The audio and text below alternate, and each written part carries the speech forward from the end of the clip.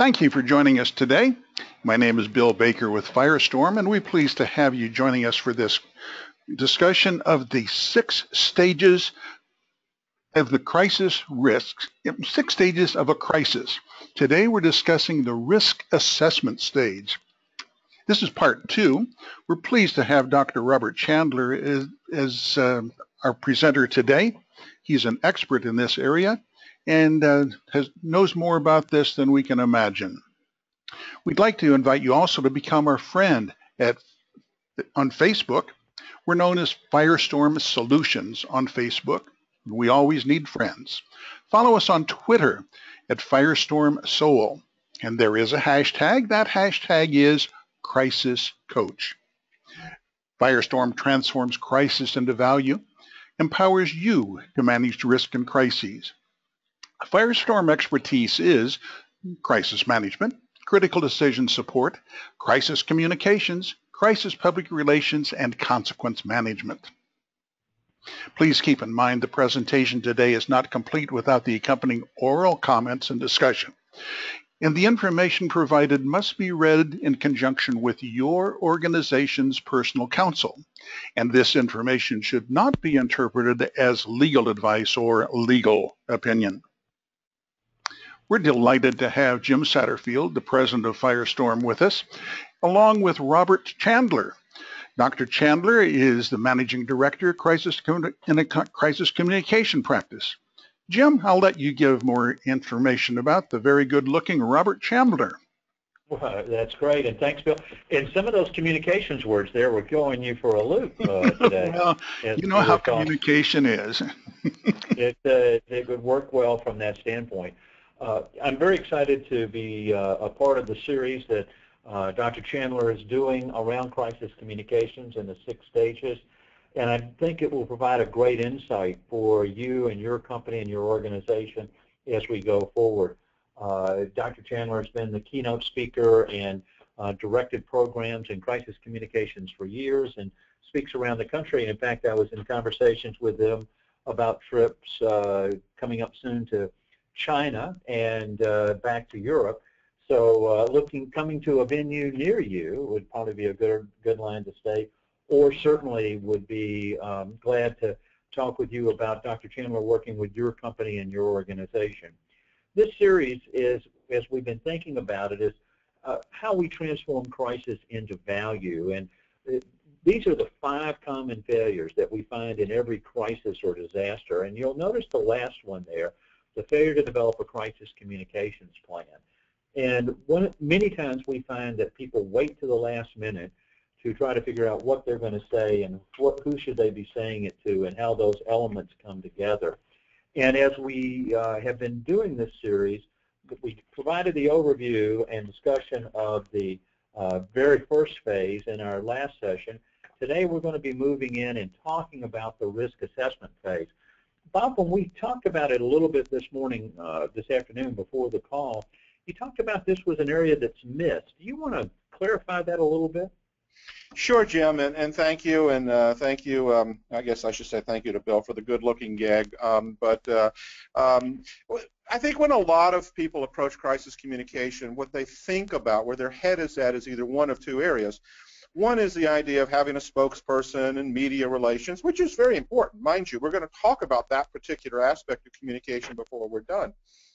And then I think the second most common thing that people think about are using notification tools and incident notification and the sort of command control coordination and warnings that have to be sent out. And that's also critically important, and we're going to talk about that at the appropriate time. But one of the areas that I have found in the last quarter century of studying all sorts of emergency events and critical events, crisis, disasters, is the idea that there's more to communication. And it can't just be put over in a separate shelf and say, oh, well, we have a spokesperson, we're done, or we have a notification tool, that's done. In fact, we find that communication breakdowns are one of the most frequently mentioned after-action review findings for problems in how we handled a crisis. And so today we're going to focus on what I call the 2nd stage of a crisis, and we'll talk a little bit about how they don't all walk through it. But one of the things I want to make sure is clear is that these stages often overlap. And it's not that they are distinctive things that occur. In fact, if you look at this illustration, what you'll see is that you may have multiple different levels of communication that are occurring even at the same time. And so I don't want to create the illusion that this is all you have to think about, but we break it down this way to show us both the intensity and the idea of how there are different levels of communication that we have to focus on, and they do evolve during it. So today is the second of 6 to look at these, and we're going to focus on risk assessment and the communication that's needed to be done in this particular phase.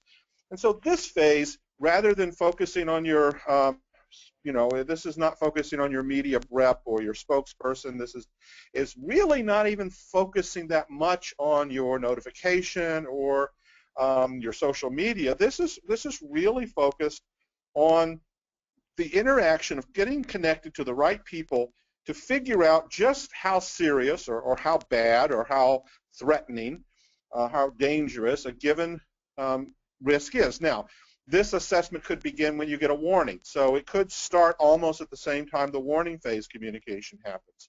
And if you get a warning, then immediately you begin to figure out what would be the impact, how likely is this event, who is going to be affected, who's out of pocket. But then again, the risk assessment phase may have no warning whatsoever. You bang, something happens, and suddenly where is your team, and they need to be convened.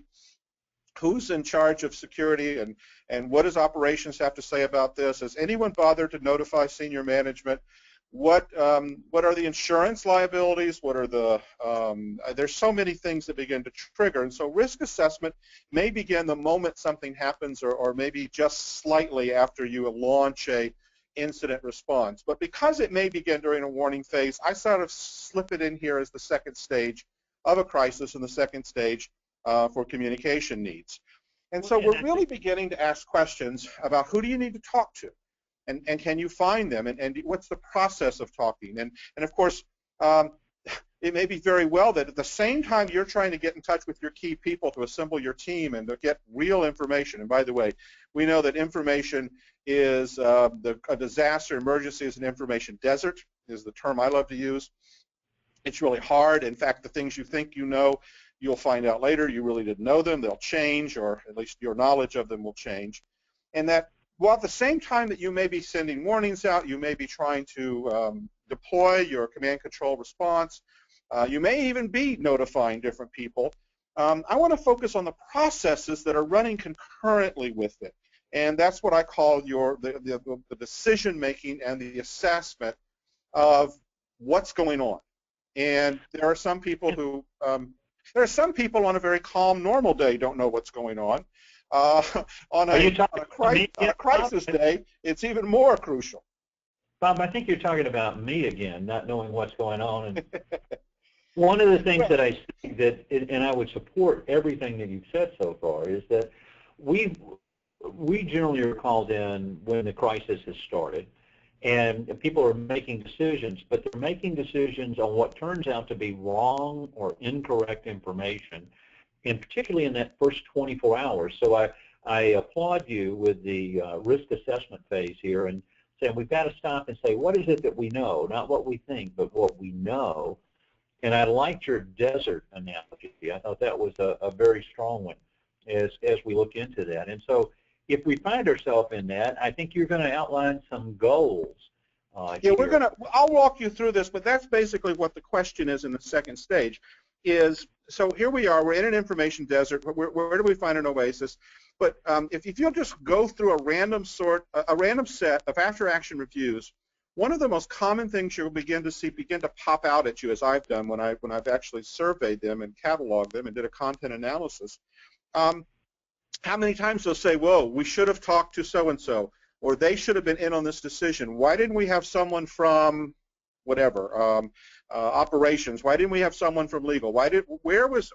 Who called the liability folks? I mean, all of these things you look in retrospect, and in fact what I'm trying to do is, in a sense, plan for communication and who you need to get in touch with, about what information, and have a process in place, not just for the interaction, but how you're going to try and address the fact you're in an information desert. See, what happened is, and I like, what you said is absolutely true, is that, the facts change, but you often don't even have the right players at the table.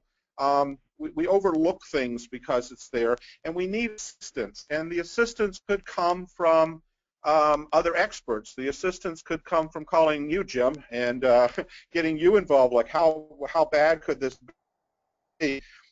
It could come from people who said, this is what happens when your IT system goes down. I mean, there's so many possibilities, and of course, if you don't, you have to have a plan in order to know who you need to get in touch with. Now, if you say, well, Bob, we have one go-to person who knows everything. He knows everything from alternative sites to hazmat exposure limits, and then you're very fortunate to have someone who has all of that knowledge. And I would also be willing to place a dime bet that at least in 2 of your next events, they're going to be out of position and out of pocket and unavailable to you. So, you really need to think about who we need to be in contact with. The other thing about this is that how you contact them. That's one of the areas that very unique when I work with groups that they've never really looked at. There's a lot of, and I don't want to talk about anybody's products, so please don't ask me any specific question, but there's a lot of virtual management tools, sophisticated conference calling tools, interactive dashboards. There's a lot of tools out there, and one of the things our research has found is how you use them and how you interact will actually shape and change both the process and the outcome decisions that are made, and not always for the best.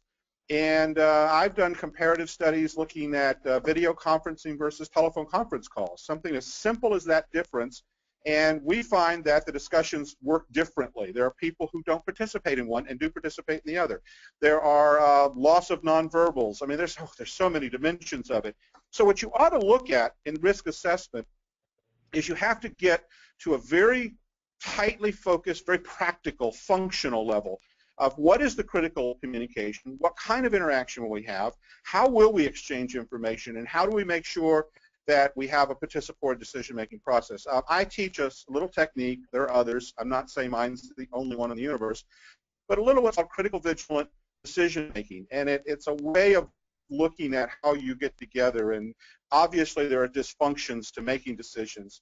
I'll give you a quick example. There was a great essay written, in fact, it's on my website, if any of you want to go to my website, about 2 words. When General Motors looked at the cobalt ignition switch problem, unlike many other things they did, they classified it as a customer convenience issue. They never classified it as a safety defect. And thus, every decision, every risk assessment discussion ever held simply said this is a customer convenience issue, because they had multiple recalls and parts fixed at great expense during the same time period they didn't fix cobalt, and the only difference was they did not have the right terms and words to even lead their discussion. I mean, that's how real these kind of subtle differences can be. So what's our purpose of doing this? The only reason I have the 6 stages of a crisis for communication planning is to try to make this very practical.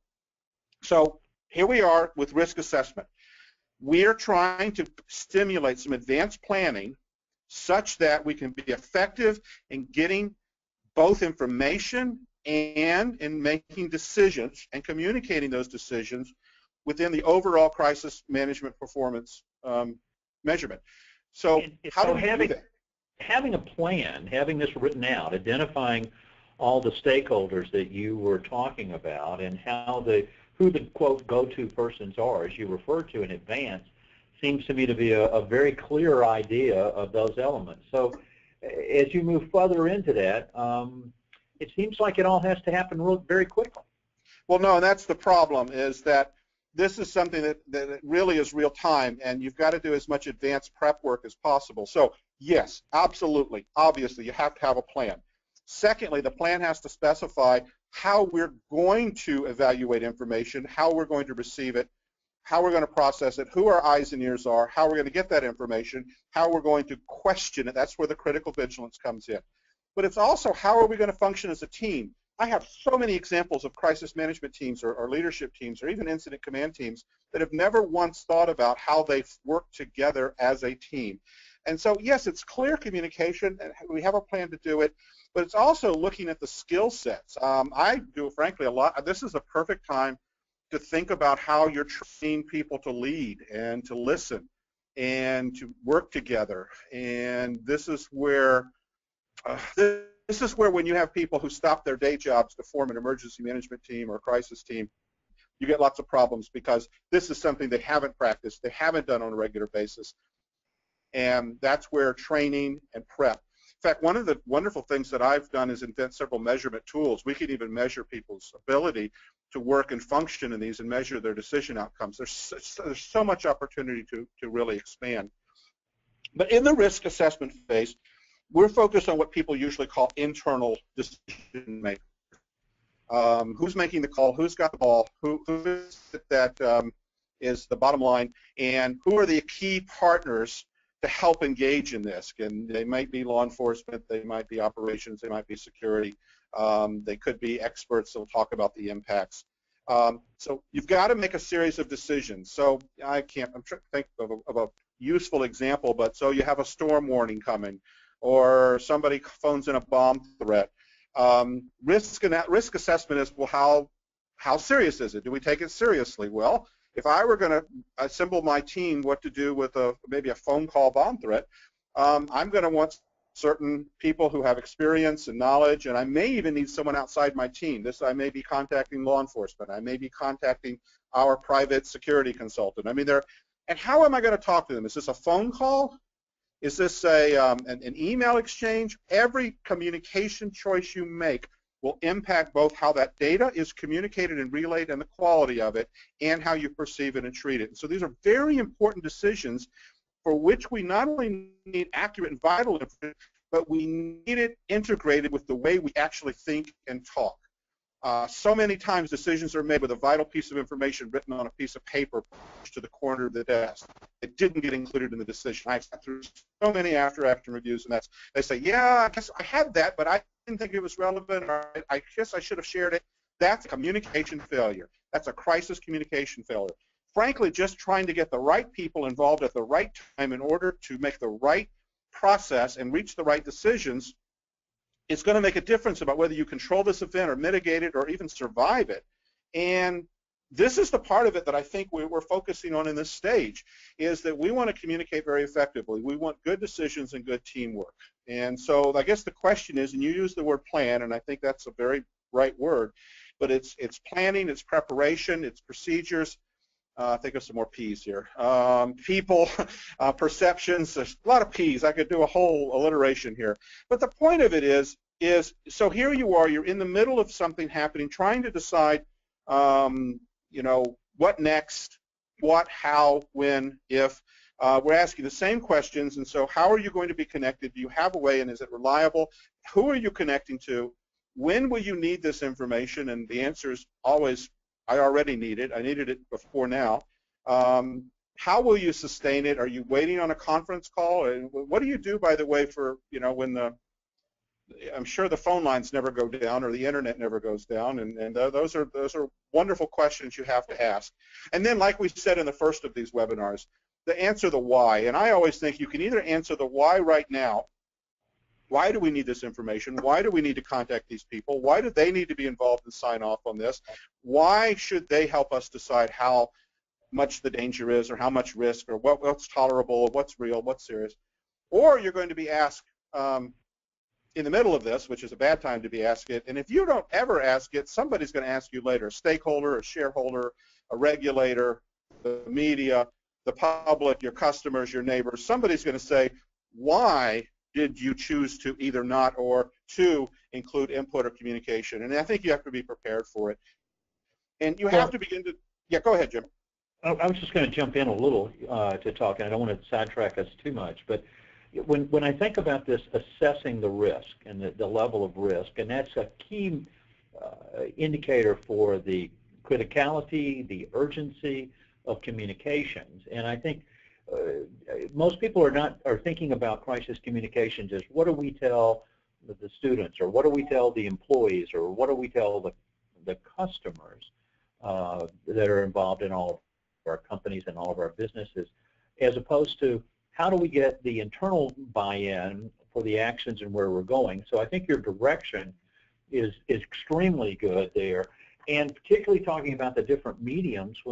So before that message goes out, and invariably when we're called into a crisis, somebody's going, well, we have to get, quote, ahead of this, end quote, or hold a press conference or send out a press release. And that, in the majority of the cases, is probably the last thing that they need to do, but it is unfortunately the first thing they think about. So I think the idea of taking a deep breath and sitting back and starting to figure out what is this that's going on? How critical is it? Who are the impacts? And should we involve risk management and insurance? We responded this last week to a firm that was in a crisis, and they hadn't thought to notify their insurance carrier, which would clearly be a critical element associated with it. So looking at and identifying those stakeholders and those that play key roles are important. So I think the key information constituents that I see up here certainly are very valid. So Bob, I'll be back to you. Well, right. No, and so even when you say, what are we going to tell others, how are you communicating? And I'm just going to, I know I'm using the word communication a lot, but this is about communication. How did you arrive at what you're going to tell others? Who participated in that decision? How much was done in advance? How much has been adapted for what we now know in this real world situation? I mean, long before you compose a press release or think about somebody standing up, I want to know how efficient are your communication processes. I'm actually turning the spotlight on something that I think we just take for granted, like it's going to work automatically because we're such smart people that we're going to communicate wonderfully. We're never going to misunderstand something we're told. We're never going to get overwhelmed with information overload and forget something. I mean, that's why procedures and checklists in this process are so important. That's why I liked when I worked for the airlines and the FAA, it was so important that you had checklists for people to follow, because even very bright, very smart people can overlook things. I just finished reading an analysis of communication in a pilot error situation. And I can't talk about the case, but it was clear breakdown of communication.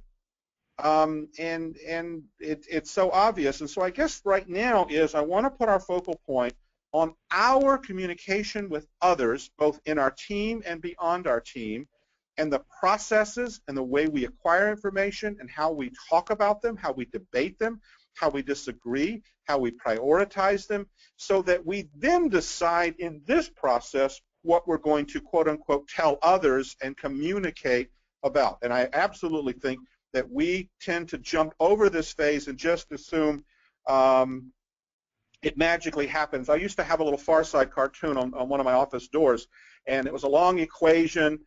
This academic was up at the chalkboard, this long equation, and then it gets to this one point, and he writes the words, then a miracle happens, and then presto, he has the results at the end of the equation. And I sometimes think that we treat communication that way. Oh, well, we're going to have all these fancy tools, and we've got a really great spokesperson, and she looks great on TV, and we have a wonderful little media center, and we've got all this stuff. And what I want to do is have us go back and unpack the mystery. The algebraic mystery question is, so how effective are your people at listening, at analyzing, of thinking, interacting, collaborating? And I actually think teamwork skills and teamwork communication is something that we can build.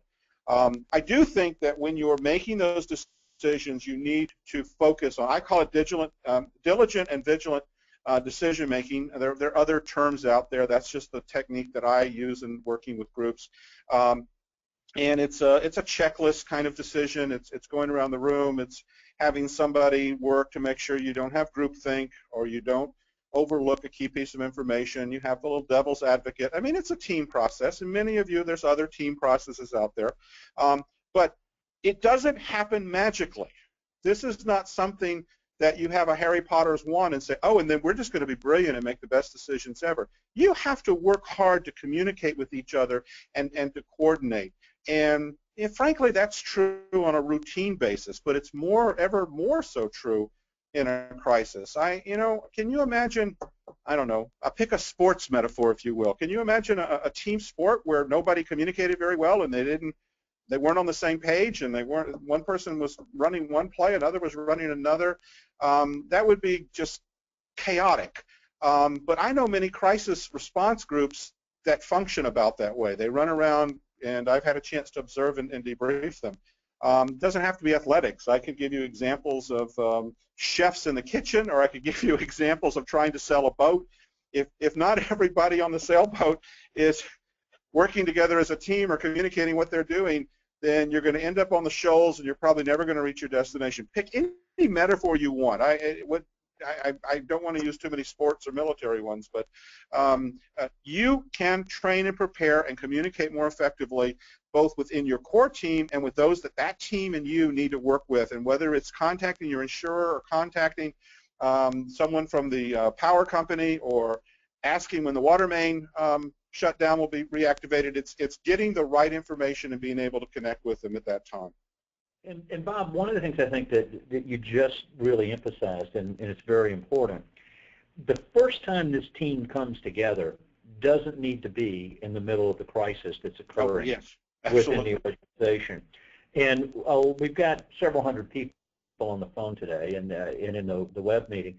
And I would encourage you, as part of your next exercise, you want to include crisis communications within that exercise, particularly the communications between different groups. Maybe it's the incident response personnel and then the corporate crisis management, or communications throughout the company.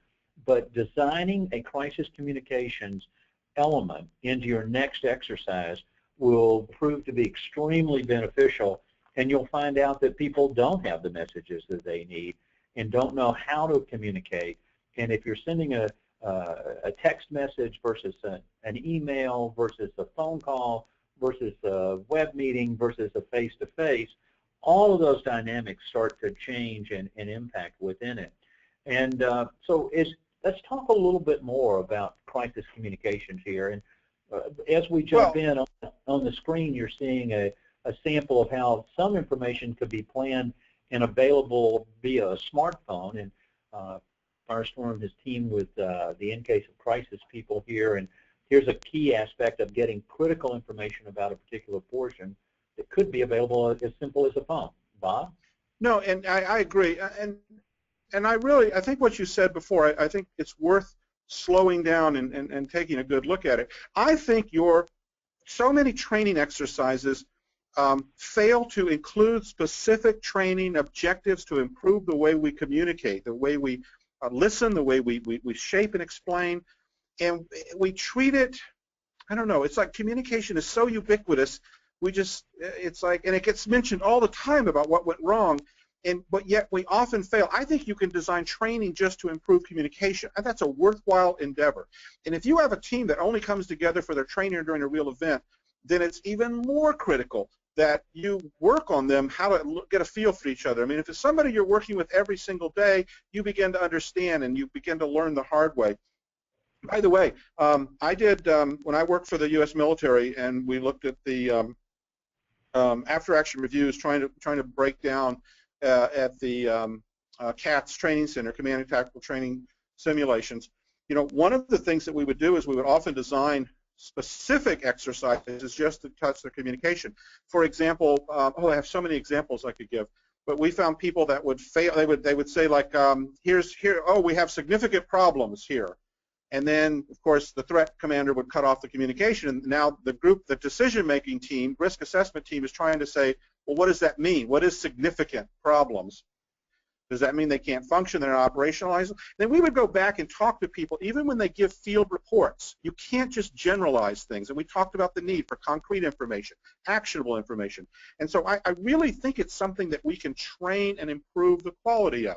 And the other thing, Jim, it's not just that the team doesn't come together that often. I have so many examples of teams who had backups show up for a crisis management group who, I won't tell you where it was, but I got to observe one time where they came to an EOC, Emergency Operations Center. They were the backup person, and this will probably give it away that it was an academic institution, but they thought they had come for an EEOC meeting to discuss hiring and diversity in the company. And Now, this is a true story, and they sat there at the table looking completely bewildered going through this exercise because they had no idea. And they were the number two. They were the first-line backup to the person out of the picture. Please do training and simulation with your backups and the backups' backups. Gosh, I find this over and over again, and they get ignored. And they need the same level of training because in the actual event, it's just not adequate to tell me, well, Bob, that was the weak link. I mean, how often do you really think we'd have a backup member come to one of these meetings? Well, actually, I think it's quite common. And they had never even practiced this prior to this one time. You've got to assemble it. And let me just say, everything about making great crisis communication decisions and risk analysis are trainable. And that includes teamwork, leadership, group work, decision-making processes, how to manage groupthink, how to get people interactive and involved. And yes, I think you have two choices. You can either just hope that you'll never have a crisis or a disaster or emergency, or you can hope that if you do, your people will miraculously from out of thin air come up with skill sets and be well rehearsed and knowledgeable, or you can actually exercise some diligence and prepare your people with the skills, the decision making, the information resources, and the tools. And yes, that includes apps on their phones and everything else. But if you say, oh, Bob, we have tools, we've just never taught people how to use them, I'm going to suggest you're not thoroughly prepared. Well, just a couple of quick things, and we'll move to another slide shortly. Another opportunity here is if you're going to run a test of your plan and you have backups, and we recommend HR Rule 1, 2, 3, that you're 3 deep at every critical position. It might be interesting to run that stress test on 3 parallel areas, one with the primary people, one with the backups, and one with the second string backups, and see how those things compare. I would also encourage you to have a facilitator in each room and good note takers to share those elements as they come together. But you're going to see a rare difference. And I would challenge you that pretty much 100% of the time, you're never always going to have your first string team in the game. Vacations, injuries, events, travel, conflicts, you're going to have someone there. Bob, we even saw a safety meeting where 2 people got up and hit each other in the middle of the safety meeting over these kinds of issues. So it can be fairly physical as you think about team interaction. No, I mean, yeah, I hope it doesn't. We shouldn't come to fisticuffs in these meetings. That's pretty good advice. I'll stand on that one. We don't offer legal advice, but that one's pretty practical. But let me suggest to you that if you stop and think about it, what more crucial decision-making group could you invest time and training and resources in than the people who are handling some sort of dangerous or threatening incident? You know, people say, well, Bob, you know, we could do this, but, you know, can you come in and get 45 minutes and make our team function better? And it's like, well, actually, yeah, probably wouldn't hurt, but what we really need to do is make this an ongoing part of developing the skill sets. And we've got it first. It's like the old thing. You can't do anything till you admit you have a problem. We have to admit that there's room for improvement on the various communication processes of how our event management or incident management or crisis management, whatever term you want to use, how these groups interact together and how they work together and how that they make decisions and communicate. And I think it's that simple. And I think ultimately, frankly, between you and me, if your team isn't very communicative, if they can't figure out how to get along, how to solve problems, how to make wise decisions, how to best utilize information, then frankly your odds of actually managing the crisis successfully appear to me to be dramatically decreasing.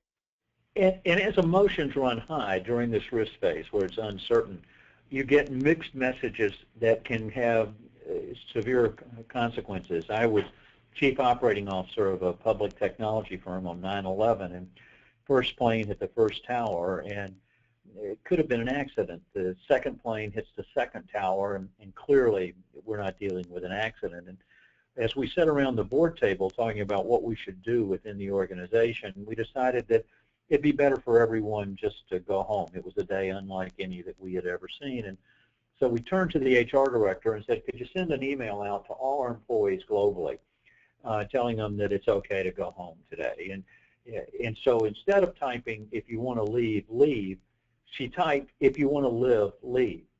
And I will tell you, on 9/11, you get a message, if you want to live, leave, people leave. It was the fastest that we ever emptied our headquarters building. And so planning these messages out in advance makes a big difference. So they should be very clear and specific as we can and possible. Bob, I know we've got 6 recommendations that we're going to give here as we try to wrap up a little bit. So I'll hit these fairly quickly, and if you comment on each one, that would be helpful. Okay. So what's this first recommendation? Well, I think it's time to sit down and look at all your processes. So where does information come in? Who gets it first? Please don't tell me you have an old telephone calling tree and just start calling 5 people who call 5 people. But what is the network?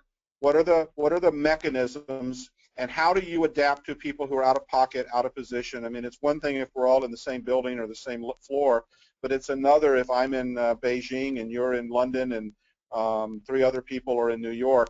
How does it work? And then once you identify them and then evaluate them, is this effective? Is this the best way to share information? Is this really what we want to do? Is there a way of improving the process, the procedure? Is there a way of training people so that they would function better?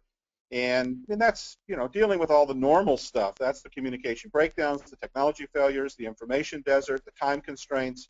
And then you add in all the stress stuff, fatigue and personality issues, which I won't go into much here, but when I work with groups, we begin to pick up on those. So you do that. And then I think the second thing that you should do is that you've really got to look at how you handle information. I call it an information desert, but that's not entirely true because there are times where you are swamped with information. It's just that most of it is wrong and is subject to change. And so there's a lot of extraneous information. So it's both a desert and an ocean of information. It's a desert for hard information, but it's an ocean of bits of trivia. And so how do you process information is so critically important.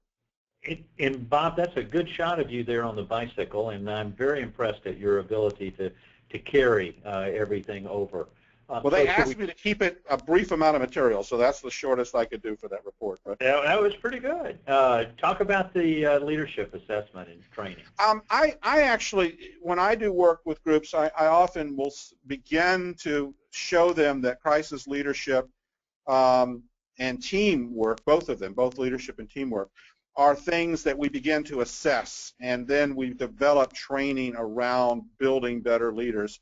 The warning stuff is not really all that, it doesn't stress test quite the same, but when we get to how bad is this, how serious is this, how likely is this, what should we do, what's our best plan, what have we overlooked, I think it's then that I like to begin to slip in what I have several different modules that I run, several packages, and I think it's time for you to look at assessing the leadership skills and the team skills and then mapping out a training and improvement plan for those. And obviously you're looking here at a BIA impact. I'm talking about the criticality of departments and preferred business sequences and others. Those all fit into the same posture as we look at those recommendations. Using the information that you prepared prior to this crisis will help drive the communications and the criticality of each of those. And I think we'll go out of practice a little bit. Right. Well, let me just say one other thing about the team. There are ways of measuring how effective teams are. I have a couple of models that are used. I have some techniques that are used. There's others out there. I'm not the only one on the planet that can tell you how to come in and how effective your team is, or frankly, how dysfunctional your team is what we often find. So let me say that this is the time to begin to run those corollary assessments. How effective are we as a team? What you're going to find is that you're going to have some weak team members. Now, if you're if you have a lot of power, you can get rid of them and replace them. If you say, oh, we're stuck with them, then you're going to have to develop some sort of approach to building some skills and training them. And I don't want to go too fast over that, because in addition to leadership training being introduced, this is where effective communication should introduce how to work as a team. And then, of course, when you pull all this together, yes, you have to exercise this. And I'm a big believer in testing to specific training objectives, exercises, simulations. We've already talking about running it with backup team members. You know, you can run concurrent but separate exercises with them. You can overlap them. You can mix and match. We get into this. The question I'm often asked is, well, Bob, we could be training every single day, and there's a part of me that wants to be a smart aleck and say you should be. Because that's the only way you're ever going to get really good at this. What is it? I'm trying to remember. In Malcolm Gladwell's book, it was 10,000 hours. I believe so. I have to look that up. I should have looked that up before I quoted it on this webinar. But I think he said you have to have had something, done something for 10,000 hours before you reach the minimal level of proficiency of doing it. And if you think about that, the question I would ask you is how much of your training has accumulated towards your 10,000 hours to being really good at what you're doing in a crisis? And if you come up with, you know, 27 hours after 10 years of how much actually doing this, then that's a real, that's an opportunity. That's what that is. That's an opportunity. Let's do more of that. Well, and we see that all the time as it comes together. And bringing this together, planning for it, making the same level of commitment that you do to quality within your company, within your organization. 10,000 hours is a long time. It's years of involvement and coming together. But if we send the wrong message at the wrong time, we're not going to get the actions that we expect. So you've got to reassess your plans and your processes and your people, just like we look at the business continuity program or your communicable illness or your workplace violence. Any of those particular areas, crisis communications plays that same role. So we follow a predict, plan, perform process. Understand the vulnerabilities, threats, their impacts, how you monitor them, and triggers. And that's as equally important for your crisis communications as it is for any of these other functions. And overlying this entire thing is the series that we talk about on a regular basis, and that's the intelligence network. What are you doing to monitor all of these things to find out, did the message go through? Was it understood the way that you thought it would be? What are others saying, and how does that drive? And then the plans, the message maps, and then ultimately the performing, the training, the testing of it, so that you're ready when that crisis, in fact, occurs. So what do you want to know what's going to happen tomorrow? Well, let me tell you, if you don't have a crisis communications plan, if you don't train your people, if you don't prepare your message maps, if you don't test your plans, I can tell you exactly what's going to happen in your crisis, and what that communications will be will in all likelihood be your second crisis that's going to occur. So you can't afford not to know at this point. We're going to do some virtual exercises next month. If you want to have your team join in on that and sit around a conference table and talk about what are the messages that we would be sending out, that's a great opportunity. You want to make sure your plans align to standards and best practices, and create this intelligence network so that you can monitor that, or schedule some crisis coach training around crisis communications. Have Bob come and meet with your team and understand what you need to do and how you need to do it in each of those areas. There is going to be a brief based on today's webinar, and you can go to the Firestorm website and download that. We'll also try to send a reminder out to everyone who is on the call today that that's is available, and that you can download that and share it with your team. We've also recorded today's webinar so that if you want to share that with others within your organization, you'll be able to do it also. So Bob, as we wrap up and show people that there's an opportunity to reach out to us or to talk to you by contacting Firestorm, and you can send us an email at webinars@Firestorm or call us on 800-321-2219. Any last piece of advice? Communication matters, and it matters among the processes of how well you communicate with your key people as you begin to think about how to manage a crisis. Well said, and succinctly, I would add. We are going to do a webinar tomorrow at noon Eastern on communications breakdowns, and I think that might go a little bit further into these areas where the wheels come off the road at this point in time. So thank you. This is the second in the 6-part series. There are 4 more coming, and you can see the Firestorm website for the details around those. If you have other specific questions, reach out to us. We're going to make every attempt to reach out to everyone on today's call and share that information. Thanks, everyone, and have a great day. Goodbye.